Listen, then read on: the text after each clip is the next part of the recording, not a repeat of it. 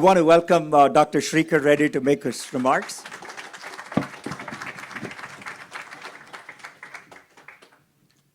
I am Rangaswamy, founder and chairman Indiaspora, Nalini Saligram from IPA, distinguished guests, philanthropists, speakers, ladies and gentlemen. Good morning, namaste, happy Dasra. So on behalf of the Consulate General of India in San Francisco, it is indeed a great privilege and honor to welcome you all to the Indiaspora IPA Philanthropy Summit. I think I would like to extend a special welcome to who have come all the way from all parts of the USA and also some of them who have come from India. So this is one of the, as MR mentioned, this is one of the big events we are hosting at the consulate. So we have moved to the consulate in November last year. And in fact, today is also auspicious for two reasons. First is we are celebrating the festival of Dasra to mark the victory of good over evil. It's a big festival in India. And also today we are celebrating the birth anniversary of Mahatma Gandhi, the father of our nation. So in fact, today it is the 156th birth anniversary. I was also happy to know that the Indian Philanthropy Alliance was also established 6 years ago on the same day, on 2nd. So it is also 6th anniversary for the IPA.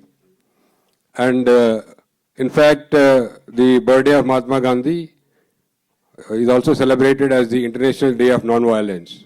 It is the United Nations recognized International Day of Non-Violence to promote a culture, especially to enhance peace, tolerance, understanding and non-violence all over the world.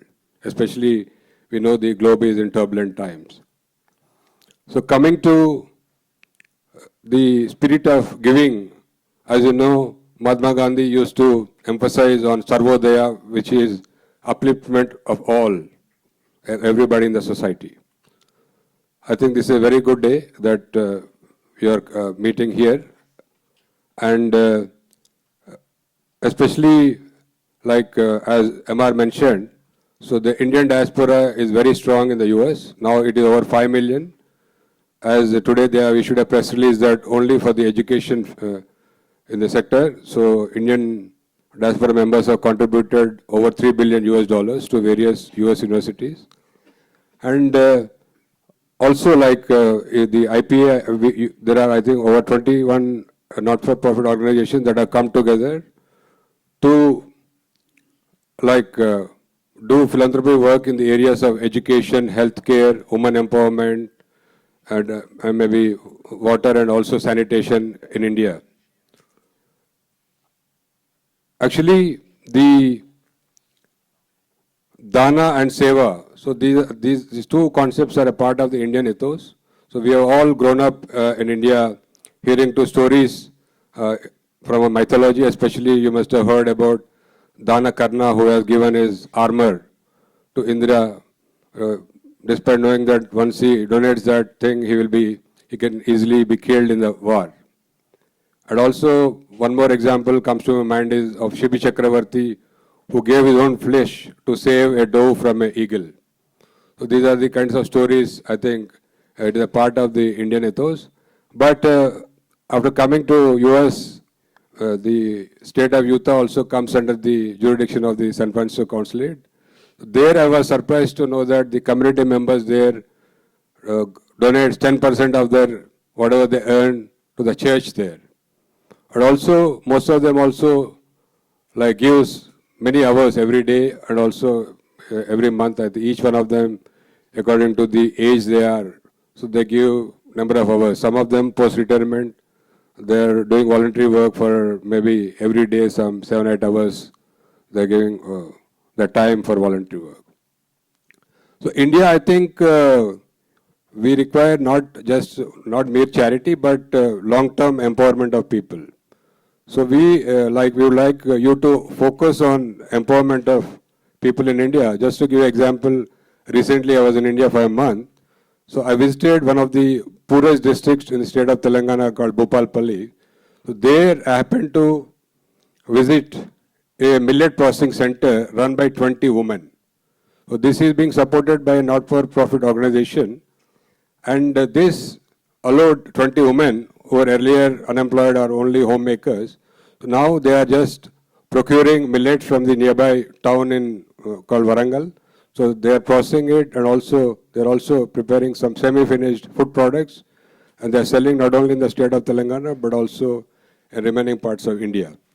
So this empowerment, this kind of empowerment is important rather than only simply merely giving some doles or some kind of just doing charity. Especially, we also request you, some of you are doing good job in the skilling and promoting innovation and entrepreneurship, especially in the Indian students. So there is a huge potential, especially in the San Francisco Bay Area. So I urge each one of you to consider, especially the people in the Bay Area and also in the US, to give your time, because India now is the youngest country in the world. So we have the average age of India is 29 years. So the youth population is very aspirational. So they need some guidance. So because now we have these technologies where you can have virtual meetings and also even through WhatsApp calls, if you can give some 1 hour every week or so, you can select some students who are studying in your hometown or in the same school where you have studied, so that they can also aspire to become like you. So that is important thing, because if you inculcate the spirit of innovation, entrepreneurship, so they can create companies and they can create employment. So this is the thing we are looking from each one of you, not mere simply providing some financial support to some organization in India, but just to give example, recently I visited Warangal, my hometown. So there is a textile park. The government has set up a textile park. We have big companies which have come up like Keytex. So they are looking for skilled labor. So most of the women, they are getting employment there. So they are looking at skilling and tailoring, for example. So we would like each one of you to focus on empowerment, especially skilling, and also how you can ensure that each one of Indian citizen can get a productive and gainful employment. So this is what we are looking from the not-for-profit organizations from the US, and also Indian NGOs can also work with the US-based organizations and individuals, especially in this thing. So before conclusion, I would like to inform about a recent initiative by the embassy and the consulates. As you know, Prime Minister Narendra Modi ji holds the Indian diaspora in high regard. So he calls you as ambassadors of India. And in fact, to enhance the accessibility and also to bring our services close to all of you, now government have opened 2 new consulates, one in Boston and one in Los Angeles. And also, in addition to opening of these 2 new consulates, so we have opened the Indian Consular Application Centers in 9 new cities. Earlier, these application centers, which are run by our outsourcing agency like VFS, they are only based in the cities where the embassy and the consulate is located. Now we have started the centers in 9 new places like San Jose. We have one in Dallas. We have one in Orlando, Raleigh, Columbus, and Detroit, and also in the new places like Boston and Los Angeles.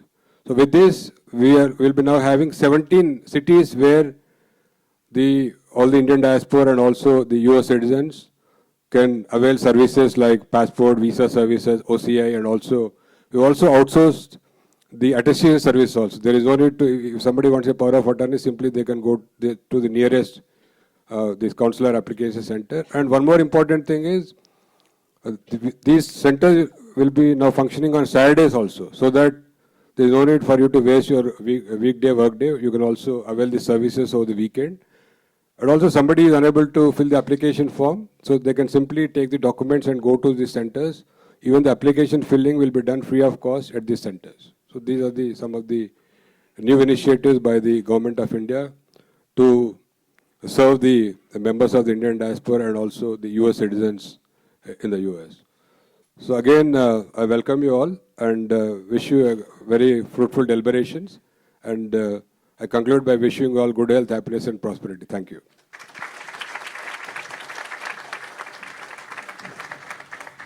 Thank you so much, sir.